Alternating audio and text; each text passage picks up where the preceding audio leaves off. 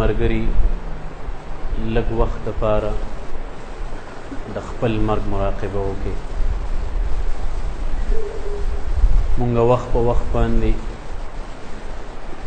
نور مردگان د هغې جنازې کوو، د هغې کټ مو په خپل ولو باندې اخیستی وي، هغې پسې جړا کوو.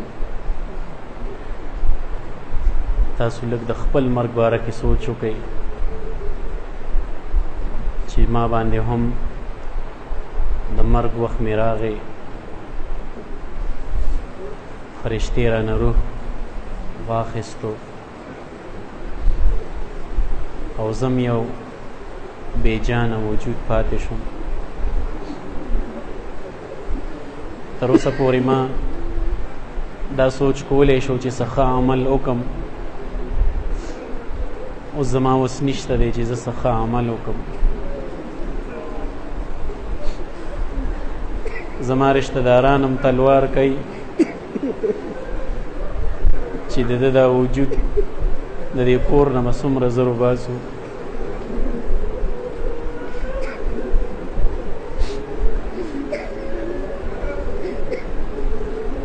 زه یې اوچت کړم، په تخته باندې واچولم،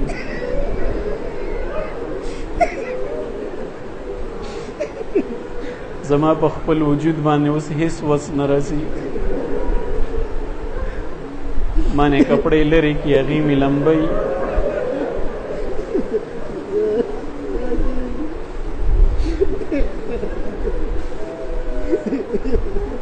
زما وس کې اوس هیڅ کپړه نشته دی، لږ شان کفن یې را باندې واچولو او زه یې جنازګاه طرف ته روان کړم. زه به د کلي دې لارو کې څومره مست مست ګرځېدم، د خپل مرګ سوچ مې نه راتلو چې یو ورځ به زه مړ کېږم.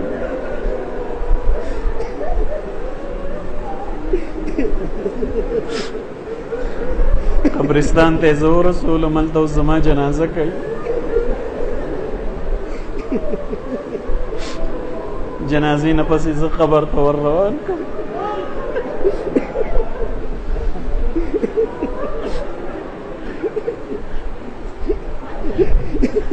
اوس دغه د تیارو کور ته ما ورکوزئ.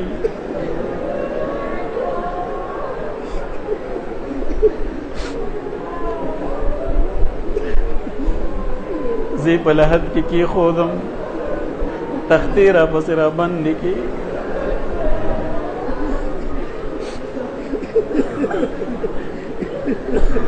او دا په منونو خاورې اوس په ما باندې راچوي.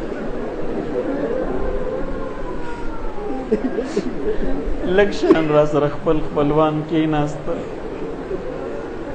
او بیا رانه ټول واپس شو. زه اوس بلکل یوازې په قبر کې پروت یم.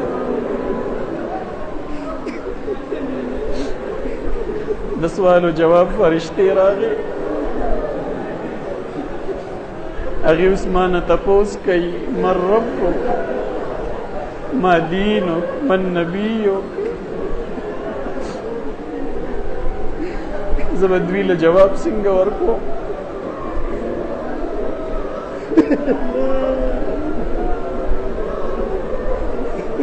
دې قبر کې به زما څومره جون وي، هغه به څنګه وي؟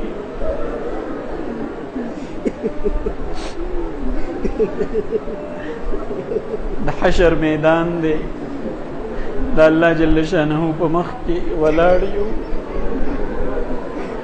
زمونږ مهربان رب هغه رانه تپوس کوي چې ای بنده، تاله مې ځواني درکړې وه، تا ځواني څه کې ولګوله؟ آیا زه دې پکې خوشحاله کړم یا خپل نفس دې پکې خوشحاله کړم؟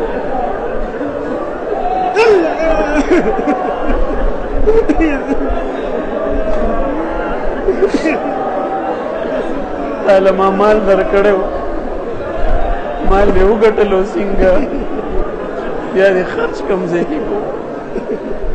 زه به خپل مهربان رب ته څنګه جواب ورکوم؟